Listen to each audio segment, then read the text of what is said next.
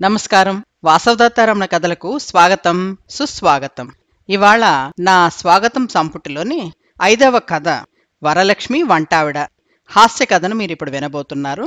6/8/2010 స్వాతి వారపత్రికలో ఈ కథ ప్రచురించబడింది. ఇక వరలక్ష్మి వంటావిడ హాస్య కథలోకి వెళదామా? ఏవండోయ్, వరలక్ష్మి గావు కేక పెట్టింది. ఏమిటే వరం? పేపర్ చదువుతున్న ఆంజనేయులు లోపలికి తొంగి చూస్తూ అన్నాడు భయం భయంగా. ముందు మీరిలా రండి అర్జెంటుగా. లోపల్నించే మళ్ళీ పెద్ద కేక పెట్టింది. అబ్బా, ఏమైందో ఏమిటో, వీళ్ళకి తప్పేటట్టే లేదు అనుకుంటూ వంటిట్లోకొచ్చిన ఆంజనేయులు అక్కడ చిందర వందరగా ఉన్న వాతావరణాన్ని చూసి నోరు తెరిచి అలా నిలబడిపోయాడు. ఏమండి, నేను మీకు రోజూ చెప్తూనే ఉన్నాను, నా చేతులకు పట్టే ఉండటం లేదు, బాగా నీరసంగా ఉండి కళ్ళు తిరిగిపోతున్నాయండి. ఇదిగో చూడండి, ఈ పట్టకార పట్టుకుని పాలు పొయ్యి మీద నుంచి ఇలా కిందకు దింపుతుంటే పట్టులేక జారిపోయి అదుగో ఆ తరిగిన కూర ముక్కల్లో పడింది. ఆ కూర ముక్కల గిన్నె గట్టు మీద నుంచి నేల మీద కిందకి పడుతూ పక్కన పెట్టిన సాంబార్లో పడిపోయింది. చూసారా, గట్టంతా పాలు, నేలంతా సాంబారు, అటు చూస్తే కూర ముక్కలు, ఇటు చూస్తే ఇక నా వల్ల కాదండి. నా ఆరోగ్యం అస్సలు ఏమీ బాగోలేదు. మీరు అర్జెంటుగా వంట మనిషిని చూడండి అంది ఆయాసపడుతూ వరలక్ష్మి. గూబ మీద కొడితే ఇంకెక్కడో తగిలిందిట. అలా ఉంది నీ సంగతి. ఇలా నీ చెయ్యి జారి పాలగిన్నె కింద పడితే వంటావిడ వచ్చి ఏం చేస్తుందే? వరం, మరి టూ మచ్గా మాట్లాడుతున్నావు అనుకో. చటుక్కున నోరు జారాడు పాపం మన ఆంజనేయులు. అంతే మరి. సీన్ కట్ చేస్తే ఇంతే ఈ బతుకింతే అని పాడుకుంటూ ఆంజనేయులేమో తలకో పాతగుడ్డ చుట్టుకుని ఒక పక్క కుక్కర్ పెడుతూ, మరో పక్క పప్పు వేయిస్తూ, మరో పక్క పొద్దున టిఫిన్ కోసమని దోశలేస్తున్నాడు. వరలక్ష్మి ఏమో తన గదిలో మంచం మీద కూర్చుని తెగ నీరస పడిపోతూ టీవీ చూస్తూ ఆంజనేయులు వేసిన అట్లు వేడివేడిగా లాగించేస్తూ, ఏమండోయ్, తర్వాత అట్టు కాస్త తెల్లగా తీయండి, మరీ రోస్ట్గా వేసేస్తున్నారు మరి, గట్టిగా అరిచింది పడగదిలోంచి. అక్కడ నీ నీరసం మాట ఏమిటో గాని ఇక్కడ వంటిట్లో నేను రోస్ట్గా వేగిపోతున్నానే వరం, మనసులోనే కన్నీళ్లు కారిస్తూ అనుకున్నాడు మన పూర్ ఆంజనేయులు. రోజులు గడుస్తున్నాయి. వరం రోజురోజుకి లావెక్కిపోతోంది. నేను రోజురోజుకి పీనుగులా ఎండిపోతున్నాను. అమ్మో, ఇక నా వల్ల కానే కాదు. రోజు వంట చేసి ఈ వరాహాన్ని కాదు ఈ వరాన్ని మేపడం నా వల్ల కానే కాదురా దేవుడా. అర్జెంటుగా ముందు డాక్టర్కి చూపించి ఈ మహాతల్లికి అన్ని టెస్టులు చేయిస్తే కానీ, ఏదో మందు ఇప్పిస్తే కానీ ఈ వరలక్ష్మి అమ్మవారు శాంతించేటట్టే లేదు. ఇలా ఇంకో 4 రోజులు గడిచాయి అంటే ఆఫీసులో అకౌంట్స్ బదులు సాంబార్ చేయడం ఎలానో, నోట్ ఫైల్లో ఆవపెట్టి కందకూర చేయడం ఎలానో ఏదో ఒకటి రాసి నా ఉద్యోగానికి ఎసరు తెచ్చుకునేటట్టుగా ఉన్నాను అని మన ఆంజనేయులు భయపడిపోతూ ఒకరోజు సాయంత్రమే ఆఫీస్ నుంచి రాగానే ఒక సూపర్ స్పెషాలిటీ హాస్పిటల్కి తీసుకెళ్ళి భార్యకి అన్ని టెస్టులు చేయించాడు. ఏమండి అంది వరలక్ష్మి. ఏమిటే అన్నాడు ఆంజనేయులు. ఏమండి, మీరు కూడా షుగర్ టెస్ట్ చేయించుకోండి, 40 ఏళ్ళు దాటాయి కదా అంది వరలక్ష్మి. అమ్మో వద్దే వరం, ఒకటి పోయి ఇంకోటి కనపడుతుంది, నేను బ్రహ్మాండంగా బాగానే ఉన్నానులే తల్లి అన్నాడు భయం భయంగా చుట్టూ చూస్తూ. అబ్బే, మీకేమీ తెలీదు, మీరు ఊరుకోండి, నేను చేయిస్తాగా అంటూ అతను నోరు నొక్కేసి అతను ఒంట్లోంచి రక్తం తీయించేసి అన్ని పరీక్షలు చేయించేసింది వరలక్ష్మి పట్టు వదలకుండాను. అంతే. సీన్ కట్ చేస్తే కల ఇదని నిజమిదని తెలియదులే, ఇంతేనులే నా బతుకింతేనులే నా బతుకు చంక నాకిపోయిందిలే అనుకుంటూ ఆంజనేయులేమో పాపం గెడ్డం పెరిగిపోయి దిగాలు పడి మంచం మీద పేషెంట్ లాగా పడుకున్నాడు. తలచిందొక్కటి జరిగిందొక్కటి అనుకుంటూ జుట్టు విరబోసుకుని మహానటి సావిత్రి స్టైల్లో జీవించేస్తూ గుమ్మం దగ్గర నిలబడి వరలక్ష్మి అలా శూన్యంలోకి చూస్తూ ఉంది. ఏమిటో నే వరం, నాకసలు ఏ నీరసమూ లేదు, కాళ్ళు లాగడం అంతకన్నా లేదు, యూరినేమో ఎక్కువగా ఏం రావడం లేదు. అలాంటిది నాకు మరి హై లెవెల్ షుగర్ ఎందుకు వచ్చిందో, నా లివర్ అలా ఎలా పాడైపోయిందో నాకు అర్థమే కావటం లేదే. అటు మా నాన్నకి షుగర్ లేదు, ఇటు మా అమ్మకు కూడా లేదు అన్నాడు ఆంజనేయులు బాధగా. వరం, అసలు మా వంశంలోనే ఈ పాడరోగం లేదే. అలాంటిది ఈ షుగర్ జబ్బు నాకేం తాగుడు కూడా అలవాటు లేదు కదే. ఆ దరిద్రపు అలవాటు లేకపోయినా కూడా నా లివర్ ఎందుకు ఇలా చెడిపోవాలి చెప్పు అంటూ ఆంజనేయులు మంచం మీద పడుకుని బావురు అన్నాడు. అబ్బా ఊరుకోండి, కష్టాలు కోతులకు కాకపోతే దేవుళ్ళకి వస్తాయా ఏమిటి? నిస్సృహగా నడుచుకుంటూ వచ్చి అతని పక్కనే నీరసంగా కూలబడుతూ అంది వరలక్ష్మి. ఏమిటే వరం, కోతులంటావేమిటే, మానవులు అనాలేమోనే అన్నాడు కొంచెం కష్టంగా. మీ పేరు ఆంజనేయులు కదా, అందుకే కొంచెం వెరైటీగా అన్నానులేండి వరం అన్నాడు ఆంజనేయులు. ఏమిటండి, ఈ వారం రోజులు డైట్ చాట్కి నాకు చాలా విసుగొచ్చేసింది. ఇలా ఇంకా ఎన్ని రోజులు మందులు వాడాలో, ఇంకెన్నాళ్ళు వాడాలో ఏమిటో, నా జీవితం ఇలా అయిపోయింది ఏమిటే వరం. అబ్బబ్బబ్బబ్బా, ఒక నెల అయ్యాక అన్ని పరీక్షలు చేసి చెప్తానన్నాడు కదండి డాక్టరు. అంతవరకు అన్నం మానేసి చక్కగా రోజు పొద్దున సాయంత్రం పుల్కాలు తింటే మంచిదన్నాడు. షుగర్ వచ్చింది అంటే మన జీవితం మన చేతుల్లో ఉండదులేండి అంది వరలక్ష్మి. కంచం నిండా మల్లె పువ్వు లాంటి ఇంత అన్నం పెట్టుకుని, అంత ముద్దపప్పు వేసుకుని, చేతి నిండా కమ్మటి నెయ్యి వేసుకుని, పక్కన ఇంత ఎర్రటి ఆవకాయ వేసుకుని ఇలా నంచుకుంటూ పెద్ద పెద్ద ముద్దలు కలుపుకుని తిని ఎన్నాళ్ళైందో వరం. ఆ ఎండిపోయిన పులకాలు తిని తిని నా డొక్క మాడిపోతోంది. రోజు రాత్రులు పడుకున్నాక కడుపులో పక్కన సన్నగా నొప్పి కూడా వస్తోంది బాధగా అన్నాడు ఆంజనేయులు. ఏం చేస్తాను చెప్పండి, అంతా మన దురదృష్టం. నాకేమో వెర్రి నీరసం, బ్లడ్ తక్కువైపోయింది, బాగా తినమన్నాడు డాక్టరు, రెస్ట్ తీసుకోమన్నాడు. లేకపోతే ఎప్పటికప్పుడు కళ్ళు తిరిగి పడిపోతూనే ఉంటానని భయపెట్టేశాడు. రక్తం కూడా చాలా తక్కువగా ఉందిటండి, బోలెడు రక్తం పట్టాలన్నాడు. మీకేమో షుగర్ ఉందన్నాడు, మిమ్మల్నేమో తిండి తగ్గించి బరువు తగ్గాలన్నాడు, వాకింగ్ చేయమన్నాడు. ఈ కలియుగంలో మనకి డాక్టర్లే కదండి దేవుళ్ళు, వాళ్ళిచ్చే మందులే మనకి ప్రసాదాలు. అవే స్వీకరిస్తూ ఆ మందులు వేసుకుంటూ వాళ్ళు చెప్పిన ప్రకారం మనం నడుచుకుంటూ ముందుకు వెళుతూ ఉంటే అంటూ ఆగింది వరలక్ష్మి. అలా నడుచుకుంటూ నడుచుకుంటూ నడుచుకుంటూ తిన్నగా స్వర్గానికే వెళ్ళేటట్టున్నానులే వరం దీనంగా అన్నాడు ఆంజనేయులు. అయ్యోరో రామరామరామా, అవేం మాటలండి. లేకపోతే ఏమిటి నువ్వు చెప్పు, పొద్దున 2 ఇడ్లీలు తినాలట, అవి నాకు ఏ మూలకొస్తాయి చెప్పు. గట్టిగా కూర్చుని నేను పట్టానంటే డజన్ ఇడ్లీలు అవలేలగా 5 నిమిషాల్లో లాగించేయను. ఏమిటో ఈ భోజనం ఏమిటో, ఈ డైటింగులేమిటో, 11ంటికి మొలకలు విత్ టీట. రోజు ఆ మొలకలు తినాలంటే డోకొచ్చేస్తుందే వరం, వాంతి చేస్తున్నట్టుగా మొహం పెట్టి అన్నాడు ఆంజనేయులు.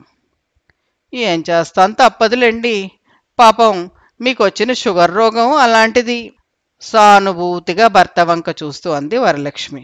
ఇంకా అయిందా అప్పుడే? 1 గంటకేమో 2 పుల్కాలు విత్ ఆకుకూర విత్ స్కిమ్ముడు మజ్జిగ. నా బొంద కాదు, కంచం నిండా ఇంత అన్నం పెట్టుకుని దానిలో ఇంత గడ్డ పెరుగు వేసుకుని పక్కన ఎర్రటి ఏమిటి ఎర్రటి మాగాయ ముక్క ఒకటి వేసుకుని నంచుకుంటూ జుర్రుమంటూ తింటే అబ్బా ఆ రుచే వేరు. ఆ రోజులన్నీ పోయాయే వరం. పైగా సాయంత్రం అయితే ఈవినింగ్ టీ విత్ బిస్కెట్ అంటాడు డాక్టరు. నువ్వేమన్నా చెప్పు, నేనేమన్నా కుక్కపిల్లనా? తిండి సరిపోక శోషొచ్చి పడిపోతూ ఉంటే అలాగే తినాలంటాడేమిటి వాడు?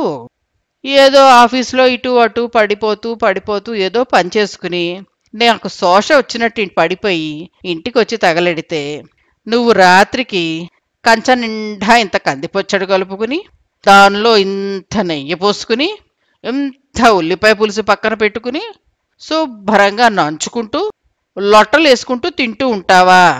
నాకేమో ఎండిపోయిన 2 పుల్కాలు, ఒక గ్లాసు నీళ్ల లాంటి మజ్జిగ నా మొహాన కొడతావా? ఇదంతా నా కర్మ కాకపోతే ఇంకేమటి చెప్పు వరం. నేనేమన్నా జైల్లో ఖైదీనా? ఖైదీకి ఒక సత్తుపళ్ళల్లో ఇంత అన్నం పడేసినట్టు నాకు రోజు ఇంత ముద్ద పడేస్తున్నావు నువ్వు. భర్త వనక సానుభూతిగా చూసింది వరలక్ష్మి. పాపం అనుకుంది మనసులో. పైగా నేను తినే తిండిలో భూమి కింద పండించిన దుప్పలేవీ తినకూడదుట. ఆలుగడ్డ, చామగడ్డ, కంద ఇవేమీ పనికిరావు. ఎంతసేపు నీటి కూరలు, సొరకాయి, బీరకాయి, పొట్లకాయి. చివరికి ఇంకొక వారం గడిచిందనుకో, నా ఒంట్లో నీరంతా ఎగిరిపోయి పొట్లకాయలా సాగిపోతూ ఇట్టే టపా కట్టేవాళ్లాగా తయారైపోతాను. నేనేం చెయ్యాలే వరం? భోరుమన్నాడు ఆంజనేయులు ఇక ఆపుకోలేక. అబ్బబ్బబ్బబ్బా, ఊరుకోండి. ఎలాగా వారం రోజులు నెట్టుకొచ్చారు. ఇంకొక్క 3 వారాలు గడిచిందనుకో మళ్ళీ పరీక్ష చేస్తానన్నాడు కదా, మందులు కూడా మారుస్తానన్నాడు డాక్టరు. అప్పుడు ఈ తిండి చార్ట్ అంతా కూడా మళ్ళీ మారుస్తారులేండి. మరి లివర్ సమస్య వచ్చింది అంటే మామూలు రోగం కాదు కదా. ఓదార్పుగా భర్త భుజం మీద చేయి వేస్తూ వరలక్ష్మి. నాకైతే సందేహంగానే ఉందే. అప్పుడు తినే ఈ 2 పుల్కాలు కూడా మానేసి కేవలం ఏ ఆకుకూరలో పచ్చి కాయగూరలో తిని బతకమంటాడేమో ఆ డాక్టరు. సుబ్బి పెళ్ళి ఎంకి చావుకొచ్చిందంటారు. నీ నీరసం కోసం మెడికల్ టెస్టులకి వెళ్తే నా లివర్కి ఎసరొచ్చిందే. గొల్లుమన్నాడు ఆంజనేయులు. ఒకరోజు సాయంత్రం ఆఫీస్ నుంచి కళ్ళు తిరిగిపోతుండగా నీరసంగా తొక్కలా వేలాడి పడిపోతూ ఇంటికి చేరిన ఆంజనేయులకి నేలమీద ఎదురుగా 2 కాళ్ళు ఎడాపెడా చాపుకుని దిట్టంగా కూర్చున్న శాల్తీని చూడగానే అయ్యో, పొరపాటున పక్కింట్లోకి వచ్చేసినట్టున్నాను. కళ్ళు అసలే బైర్లు కమ్మేస్తున్నాయి తిండి లేక. ఏమండి, ఏమనుకోకండి, పొరపాటుగా మీ ఇంటికి వచ్చాను అన్నాడు ఆవిడతో క్షమాపణ చెప్తున్నట్టుగా ముఖం పెట్టి. ఏమండోయ్, ఏమిటా మాటలు? ఏమిటి, ఇది మనిల్లే అంటూ వరలక్ష్మి గొంతు పక్క నుంచి వినిపించింది. అతను తెల్లబోతూ భార్య వంక చూసి, అదేమిటి, ఈ సోఫాలన్నీ ఎందుకు జరిపావు? ఏమైంది? ఇది మనిల్లేనా అన్నాడు నీరసంగా పక్కన కుర్చీలో కూలబడుతూ. సోఫాలో కాలు మీద కాలేసుకుని కూర్చుని వరలక్ష్మి డ్రై ఫ్రూట్స్ తింటూ టీవీ చూస్తోంది. పిల్లలేమో టీవీ ఛానల్ మార్చడానికి రిమోట్ కోసమని కింద పడి నేల మీద ఎడాపెడా దొర్లేస్తూ గట్టిగా కొట్టేసుకుంటున్నారు. ఆ పక్కన ఇందాక చూసిన ఆ లావుపాటి శాల్తీ ఏమో ఆంజనేయుల వంక వింతగా చూస్తోంది. ఆంజనేయులు కూడా ఆమె వంక తేరిపార చూశాడు. వరలక్ష్మి కొద్దిగా సిగ్గుపడుతూ ఆ శాల్తీ వంక చూసి, తయారమ్మగారు, ఏమీ అనుకోకండే, మా వారికి కొంచెం మతిమరుపు ఎక్కువ. మనింటికే వచ్చి పక్కిళ్ళు అనుకుంటున్నారు. ఏవండోయ్, ఈవిడెవరో కాదు, మన కోసం కొత్తగా కుదిరిన వంట ఆవిడ. నాకు బాగా నీరసంగా ఉంటోంది కదా, మీకు రోజు పుల్కాలు చేయాలంటే నా చేతులు నెప్పెట్టేస్తున్నాయి. డాక్టర్ ఏమో నీరసంగా ఉన్నానని చెప్పాడు కదా నాకు. అందుకే ఇవాల్టి నుంచి ఈ వంట వండి కుదిర్చాను. 2 పూట్ల చక్కగా వంట చేసి పెడతారట. ఇవాళ నుంచి వంటకు మాట్లాడేశాను సంబరంగా అంది వరలక్ష్మి. ఎంత వరం? గొంతు పెగిల్చుకుంటూ అడిగాడు ఆంజనేయులు. ఏమిటి, ఏమిటంటున్నారు? నాకేం అర్థమే కావట్లేదు అంది వరలక్ష్మి. అదే అదే నెలకి ఎంతివ్వాలి? మాసిన గెడ్డం తడుముకుంటూ నీరసంగా అన్నాడు ఆంజనేయులు. అబ్బే, ఆవిడెక్కువ డిమాండ్ చేయలేదండి, చాలా తక్కువ. నెలకి 10,000 అంతే ముసిముసి నవ్వులతో అంది వరలక్ష్మి. కళ్ళు తిరిగి దబ్బుమని కింద పడిపోయాడు ఆంజనేయులు. సీన్ కట్ చేస్తే పాపం ఆ ఒక్కరోజే కాదు, ఆ నెలంతా మాటిమాటికి దబ్బు దబ్బు దబ్బుమంటూ కింద పడిపోతూనే ఉన్నాడు మన ఆంజనేయులు. ఒకటి, దానికి కారణం ఏమిటి అంటే తిండి సరిపోక, 2 నీరసం. ఇది కాక మరొక పెద్ద కారణం ఉందండోయ్. చేస్తున్న ఉద్యోగానికి వస్తున్న జీతానికి పొంతన లేకుండా పెరిగిపోతున్న ఇంటి ఖర్చుల జాబితాతోటి ఆంజనేయులు అయోమయంగా అయిపోయాడు. అటువైపు చూస్తే భార్య అమ్మో నీరసం అంటూ యాపిల్ పళ్ళు, బాదం పప్పులు, ఖర్జూరాలు, హార్లిక్సులు, బూస్ట్లు, మట్టి మసానాలు ఇలా అన్ని క్షణాల్లో తినేస్తోంది, క్షణాల్లో తాగేస్తోంది, అన్ని ఖాళీ చేసేస్తూ చిన్న సైజు గున్న ఏనుగులా తయారైంది వరలక్ష్మి. అవి కాక డాక్టరు పాలు బాగా తాగమన్నాడండి అంటూ ఉన్న పాలకి 2 లీటర్ల పాలు ఎక్స్ట్రాలు తెప్పించి నెలకి 4,000 రూపాయల అదనపు బిల్లు కూడా అతని చేతిలో పెట్టేటప్పటికి అతని గుండె రోజు గుబేల్ గుబేల్ అంటూనే ఉంది. ఈలోగా వంటావిడ తాయారమ్మగారు అంతకన్నా తక్కువేం తినలేదు.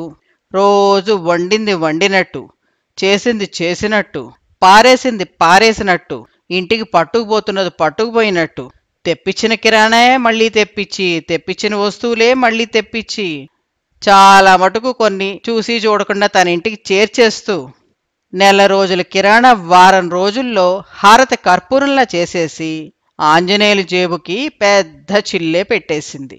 సీన్ కట్ చేస్తే ఒక నెల గడిచాక పిప్పళ్ళ బస్తాలా ఉన్న వరలక్ష్మి సన్నగా ఎండుకట్టెలా సినిమాలో రమణారెడ్డిలా తయారైన పాపం మన పూర్ ఆంజనేయులు సూపర్ స్పెషాలిటీ హాస్పిటల్కి మళ్లీ రక్త పరీక్షల కోసం వెళ్లారు. ఆ మర్నాడే అన్ని పరీక్ష రిపోర్ట్లు వచ్చాయి. వరలక్ష్మికి ఒంట్లో రక్తం బాగా పెరిగిపోయింది. వెరీ గుడ్, నో ప్రాబ్లం అన్నాడు డాక్టర్. ఆ మాటకి వరలక్ష్మి ఏమీ సంతోషపడలేదు. అయ్యో, రేపటి నుంచి నేను డ్రై ఫ్రూట్స్ ఇవన్నీ తినక్కర్లేదా? పాపం పెద్దగా దిగులు పడిపోయింది. సరే, వరలక్ష్మి సంగతి అయిపోయింది. ఇక మన ఆంజనేయుల సంగతి ఏమిటని అడగరే? సరే, ఆ డాక్టర్ గారు చెప్పిందే మీరు కూడా వినండి. మిస్టర్ ఆంజనేయులు గారు, మీ ఇంటి పేరు కేనా లేక ఎంనా? డాక్టర్ గారు గంభీరంగా అడిగాడు ఆంజనేయుల్ని. విషయం అర్థం కాక, ఏమిటండి డాక్టర్ గారు, మన ఇంటి పేరు బట్టి షుగర్ వ్యాధి ఏమైనా పెరుగుతుందా ఏమిటి? వెర్రి చూపులు చూస్తూ పీనుగుల్లా ఉన్న ఆంజనేయులు అయోమయంగా అన్నాడు. అబ్బా, మీరు ఊరుకోండి. డాక్టర్ గారితో అలా వేళాకోళాలు ఆడకూడదు. డాక్టర్ గారు, ఆయన మాటలేం పట్టించుకోకండి. మాది ఎమ్మండి. వరలక్ష్మి మొగుణ్ణి గట్టిగా మోచేత్తో పొడుస్తూ అంది. అమ్మో అన్నాడు ఆంజనేయులు కుయ్యో మొర్రో అంటూ. మిస్టర్ ఆంజనేయులు, మీరుండేది నాంపల్లిలోనా? డాక్టరు కొంచెం కంగారుగానే అడిగినట్టుగా అనిపించాడు. డాక్టర్ గారి మొహంలో రంగులు కూడా మారిపోతున్నాయి టకా టకా టకా. డాక్టర్ గారు, నేను ఉండే చోటుకి నాకొచ్చిన షుగర్ రోగానికి ఏమిటండి ఈ సంబంధం? ఎందుకు ఇలా ప్రశ్నలు అడుగుతున్నారు మీరు? కించిత్ కోపంగా అన్నాడు ఆంజనేయులు. అబ్బా, మీరు ఊరుకోండి. డాక్టర్తో మాట్లాడే పద్ధతి ఇదా ఏమిటి? డాక్టర్ గారు, నాంపల్లిలో కాదండి, మేము కూకట్పల్లిలో ఉంటాం చిలకలా చెప్పింది వరలక్ష్మి. ఐఎమ్ వెరీ సారీ అన్నాడు డాక్టర్. అంటే అంటే ఏంటండి డాక్టర్ గారు? అయ్యో దేవుడా, నా బతికిలా ఎందుకు చేశావు? నేనేం చెయ్యను భగవంతుడా. ఆమె రాగాలతో కూడిన ఏడుపుకి డాక్టరు ఠారెత్తిపోయి బెంబేలెత్తిపోయి కుర్చీలో కూర్చున్నవాడల్లా అమాంతంగా బల్ల మీదకి దూకేసి ఆ బల్ల మీదే గొంతుకు కూర్చుని, అమ్మా, మీ శోకాలు నేను వినలేకపోతున్నాను. ఏడవకండమ్మా. నేను సారీ చెప్పింది దానికోసం కాదండి. పోయిన నెల నేను చేయించిన test reports mister K Anjaneyulu గారివి. అవి చూసి నేను మీకు మందులు రాసి పంపించాను. మరి ఇప్పుడు ఈ నెల మీరు చేయించిన టెస్ట్ రిపోర్ట్సు, అందులో మీ వారి పేరు ఎం ఆంజనేయులని వచ్చింది. అందులో అసలు అతనికి ఏ రోగము లేదని రిపోర్ట్ వచ్చింది. నేను ఇందాకడి నుంచి నా మందులు వాడటం వల్ల ఈ పేషెంట్ ఇంత ఆరోగ్యవంతుడు ఎలా అయిపోయాడా అని నేనే ఆశ్చర్యపడిపోతున్నాను. అందుకే ఇప్పుడే మీ వివరాలన్నీ విచారణ చేయించాను. మీరుండేది కూకటిపల్లిలో, కానీ మీ పాత రిపోర్ట్స్ అన్నీ నాంపల్లిలో అని వచ్చాయి. అంటే ఆ రిపోర్ట్స్ ప్రకారం లివర్ పాడైపోయి ఉంది. అందుకే మీ వారికి మందులు, డైట్ ప్లాను అన్నీ చెప్పాం. కానీ అవన్నీ కూడా కే ఆంజనేయులు గారివి, మీవి కాదండోయ్. మా వల్ల పొరపాటు జరిగింది, అందుకే సారీ చెప్పాను అన్నాడు డాక్టర్ గారు తన తల మీదున్న 4 వెంట్రుకల్ని గట్టిగా పీకేసుకుంటూ. ఆ అంటూ నోరు తెరిచింది వరలక్ష్మి. వంటావిడ జీతం 10,000, 20,000 రూపాయల కిరాణా బిల్లు, 20,000 హాస్పిటల్ టెస్టుల ఖర్చులు, ఈ 1,00,000 ఖర్చు అన్నీ కళ్ల ముందు గుండ్రంగా రీలులా తిరుగుతుండగా ఆంజనేయులు దబ్బుమంటూ కింద పడిపోయాడు. పూర్ ఆంజనేయులు. సీన్ కట్ చేస్తే, యావండి వరలక్ష్మి గట్టిగా కేక పెట్టింది. యావండోయ్. వరలక్ష్మి ఊపిరి గట్టిగా పీలుస్తూ మళ్లీ కేక పెట్టింది. సోఫాలో కూర్చుని టీవీ రిమోట్తో ఛానల్ని అన్నీ ఇటు అటు మారుస్తూ సీరియల్ కోసం వెతుక్కుంటూ, ఏవండోయ్ మిమ్మల్నే, రండి అంది వరలక్ష్మి. అప్పుడే పక్కకు వచ్చిన ఆంజనేయులు, ఎందుకు ఎందుకు అరుస్తున్నావు, ఏం కావాలి అన్నాడు తాపీగా. ఏవండి, ఇవాళ సాయంత్రం నుంచి నాకు విపరీతమైన ఆయాసం వస్తోంది. నాకు గుండె నొప్పేమోనని డౌట్గా ఉందండి. సాయంత్రం నుంచి కాళ్ళు చేతులు అయితే అసలు ఆడనే ఆడటం లేదు. ఒక్కసారి డాక్టర్కి చూపించి మళ్ళీ టెస్టులు చేయించుకోవాలండి. వంటావిడనేమో మీరు అనవసరంగా మార్పించేశారు. ఇప్పుడు వంటావిడిని తెచ్చుకుని మళ్ళీ కొన్నాళ్ళు ఉంచుకుంటే మేలు అనిపిస్తోంది ఆయాసపడుతూ అంది వరలక్ష్మి. అంతే. ఆంజనేయులు శివ తాండవం చేస్తూ, నీ అమ్మ కడుపు కాల ఏబ్రాసిదానా, పొద్దున్నే 2 కిలోమీటర్లు నడిచి చావు. ఆ దిబ్బలాంటి ఒళ్ళు తగ్గితే వచ్చిన అన్ని రోగాలు శుభ్రంగా నయం అవుతాయి. అర్థం అవుతోందా? గావు కేకలు పెడుతూ అన్నాడు. నివ్వెరపోయింది వరలక్ష్మి.